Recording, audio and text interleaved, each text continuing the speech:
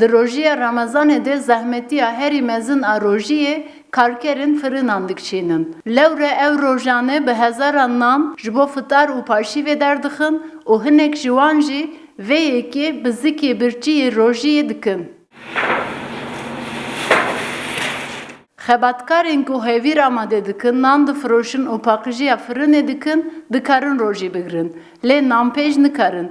Lewre li ber agir germahî digîje 7 dereceyê. Ez û hevalan bi rojîne, ew ê dinê ji karê wan zêde giran in, ew nikarin rojî bigirin, malûm e ji xwe. Heta êvarê tu nikarî 10 deqe bê av li vir bisekinî, ji heta êvarê ne ku tu bişixulî ne mimkün e. Çikî di 10 deqa da mariv perk dibe, mariv nikare bê av bisekine.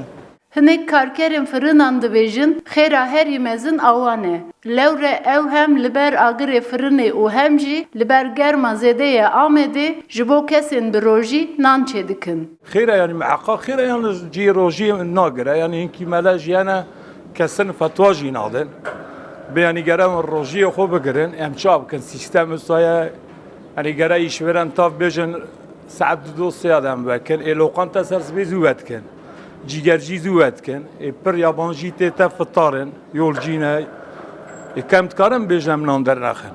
Di rojiya Ramazanê de karê xebatkarên firinan du qet zêdetir dibe. Lewre ew ne tenê nan ji bo fitarê pîdê jî amade dikin. Ji ber vê yekê jî dema ji germê aciz dibin, xwedavê jin ber avê û hênik dibin.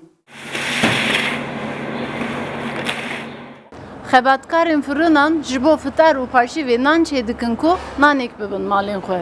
Tenê daxwazek wan heye. Ew dixwazin kesên ku vî nanê dixwin ji bo wan duayek bike. Gönül Morkoç, Ruda û Amed.